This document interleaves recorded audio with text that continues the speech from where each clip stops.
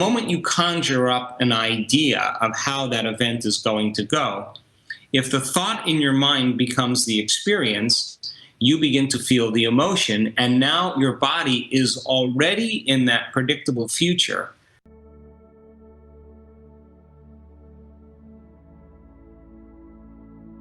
So the first thing is conditioning. And there's some really great studies that have been done on conditioning, primarily around pain, but also around something like asthma.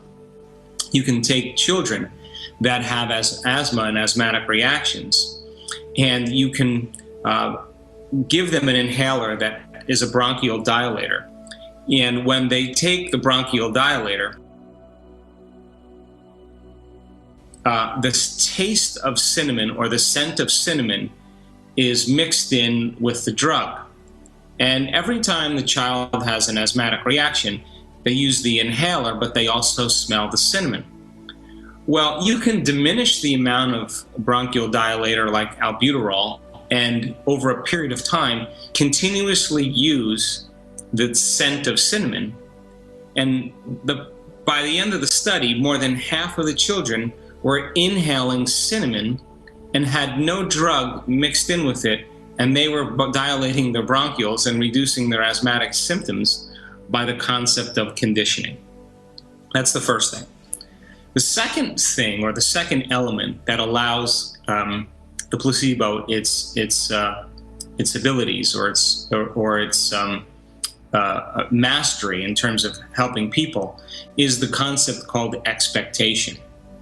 Now, we've been kind of briefly talking about expectation, but when a person begins to expect something new, the brain, in effect, is an anticipation machine. So then the moment you start to expect something to change and you look forward to the outcome, as I said earlier, it's not only a thought process.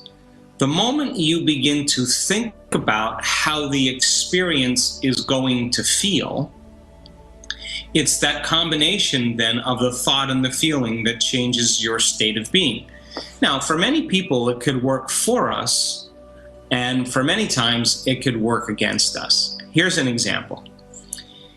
In certain studies in medicine, they have been able to demystify the concept of this thing called anticipatory nausea.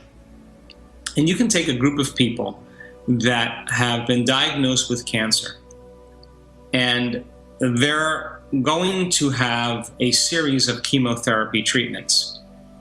And when the doctor tells them that there'll be a high possibility or probability that from the chemotherapy that they can get nauseous, that 40 to 50% of those people on their drive to their first chemotherapy treatment, in anticipation of getting nauseous, actually get nauseous before their first treatment. In other words, they begin to think about the idea of getting nauseous. And as they begin to experience the thought in their mind, the end product of an experience is called a feeling or an emotion.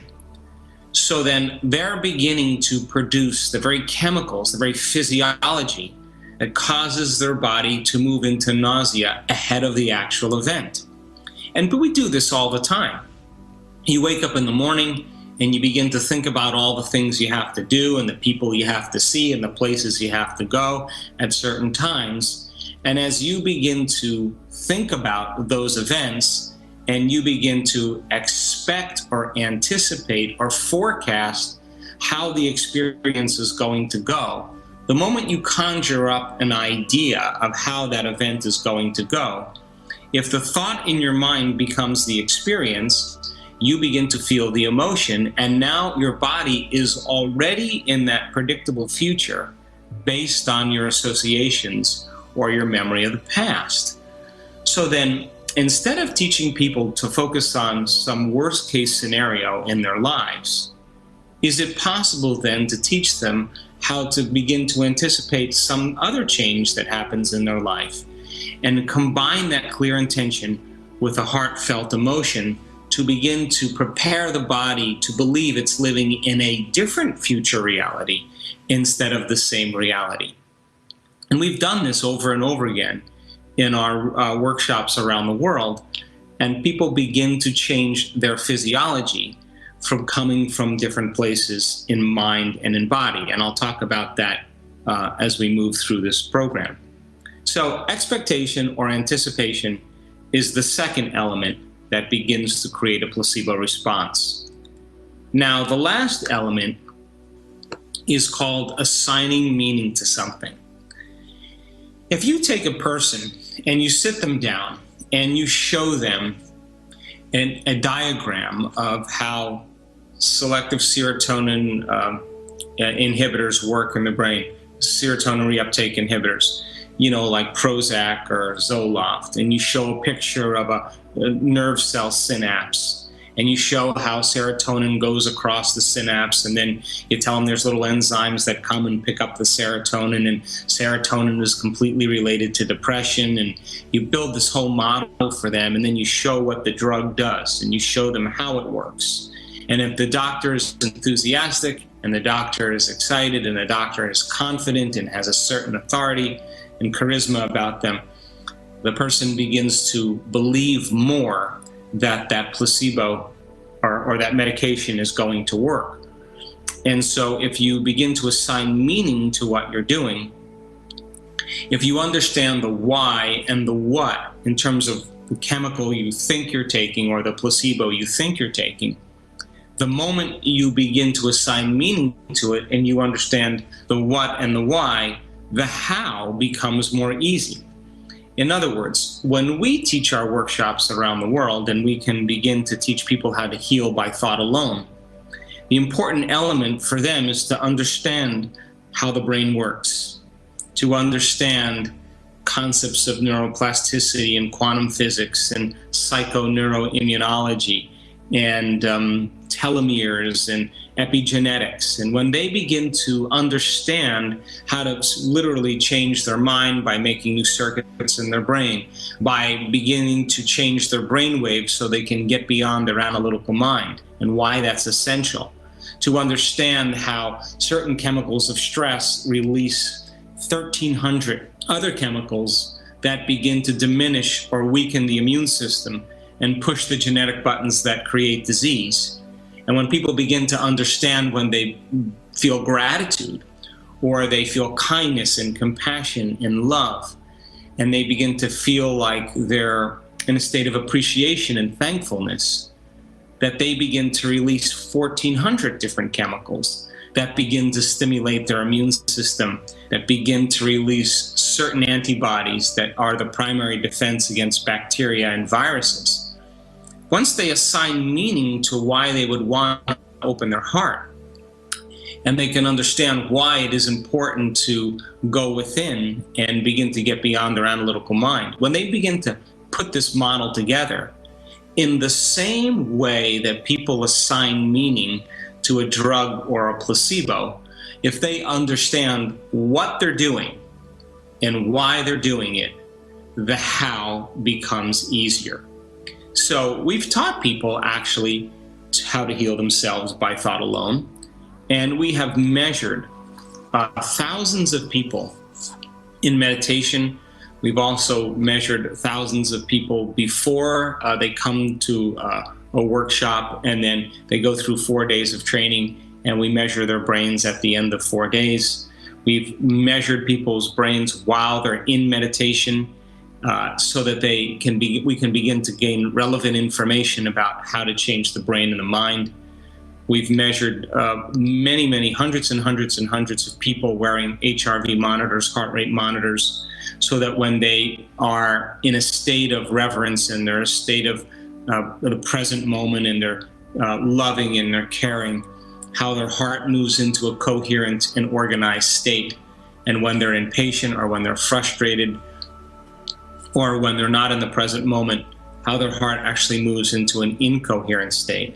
So what we've wanted our students to do is we've wanted them to master a coherent heart and a coherent brain. And when your brain is more coherent, you're more coherent. And when your brain is working better, you're working better. And if your heart is more coherent, you're going to be more present. You're going to be feeling more connected. You're going to trust in the unknown. You're going to feel more spontaneous. You're going to be more creative. You're going to be more intuitive. You're going to be more clear in your mind. And we've seen in our work that our students are able to sustain these states for an extended period of time. And once they understand the effects chemically, on a cellular level, genetically, on the mind, in their energy fields, they're more prone to regulate and sustain these states. So one of the things that's important in teaching people how to heal by thought alone is the understanding of what it means to become thought alone. So in the simplest way I can describe this is that when we talk about where most of our attention is in our waking day, the moment we begin to wake up in the morning and we ground ourselves into this reality, the moment we start thinking about our problems or the things we have to do or the places we have to go and the people we have to see at certain times, the moment we come back to our senses when we wake up in the morning, all of our attention is on three things. The first thing that our attention is on is our environment. We wake up and our senses plug us into the environment and we begin to recognize familiar things in our life called knowns. So if a person then is waking up every morning and they're going through a series of routine behaviors, making the same choices, doing the same things, creating the same experiences, producing the same emotions, thinking the same thoughts, their biology will stay the same. And we can say then that they're thinking the same thoughts as the day before. They're making the same choices as yesterday. They're demonstrating the same habits and behaviors that lead to the same experiences that produce the same emotions. And those same emotions drive their very same thoughts. And their biology, their neurocircuitry, their neurochemistry, even their chemical states and genetic states are staying exactly the same. And if they're doing that for an extended period of time, their past is pretty much their future, and their brain and body hasn't changed at all. So the moment the person wakes up and they go through a series of routine choices and behaviors and experiences to feel the same feelings that they've defined as themselves, this is where it gets tricky, because if they're not being defined by a vision of the future, and they're living from the old hardware and chemistry and emotions of the past, then the moment they open their eyes and they begin to see familiar things in their life, it's their external environment that's turning on different circuits in their brain, causing them to think equal to everything that they know. And as long as they're thinking equal to everything that they know, they keep reaffirming their same personality. And so then over time then, as their attention is on their external environment and they're reacting emotionally to the problems and conditions in their life, sooner or later they begin to associate their external environment with who they think they are. The second thing they put their attention on is their bodies. Is it hungry? Is it tired? Do I feel good? Do I feel bad? And they start paying attention to their emotional states and their habits and behaviors.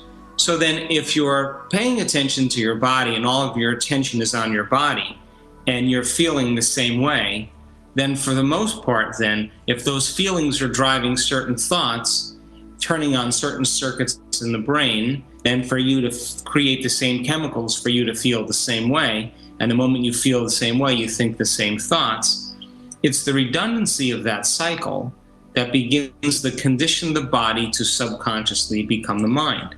Now, once the body becomes the mind, that's called a habit. A habit is when your body is your mind.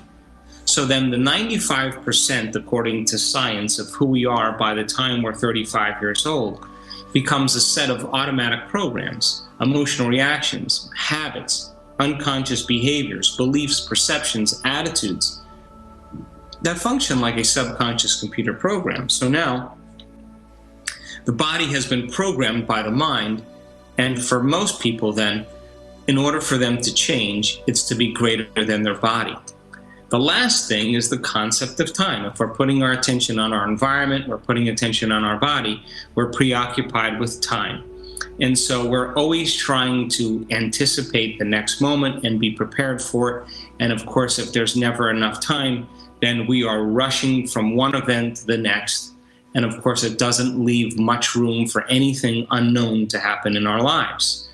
In fact, if something happened in our life that was unknown or different or novel, it probably would break up our routine. So most people's futures are the same as their past, because what they did in their past is from yesterday or the day before. The majority of that will be doing what they'll be doing in their, that's what they'll be doing in their future.